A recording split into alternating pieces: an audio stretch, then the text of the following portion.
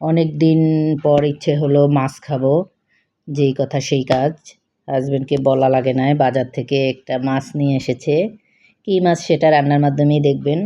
তো আমি প্রথমে বেশি করে পেঁয়াজ ভেজে তাতে আদা রসুন বাটা জিরা বাটা দিয়ে দিলাম, তারপর একটু ভেজে নিলাম। ভাজা হয়ে গেলে আমি সামান্য একটু পানি দিব যাতে পাতিলের নিচে লেগে না যায়। এরপর আমি হলুদ, মরিচ,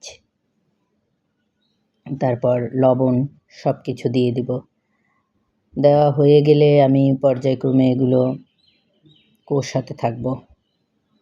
কষানোর সময় একটা জিনিস খেয়াল রাখতে হবে, যাতে পোড়া ঝাঁঝ না লাগে বা পোড়া গন্ধ বের না হয়। মশলা কষানো হয়ে গেলে যখন মশলা দেখব যে লাল লাল হয়ে গেছে বা তেল ছেড়ে দিছে, এই যে দেখুন আমার মশলাটা কত সুন্দরভাবে কষানো হয়েছে, তখন আমি ধুয়ে রাখা মাছ দিয়ে দিব। এটা কি মাছ বলেন তো? এটা হচ্ছে বোয়াল মাছ। আর বোয়াল মাছ বরাবরই আমি এইভাবে রান্না করি, কষিয়ে। মাছটা বড়ই ছিল, সেজন্য আমি ছোট ছোট করে টুকরা করে কেটে নিয়েছি, 1.5 কেজি ওজনের। তবে বেশি ভালো লেগেছে মাছটা, আমাদের সম্ভবত নদীর তাজা মাছ ছিল।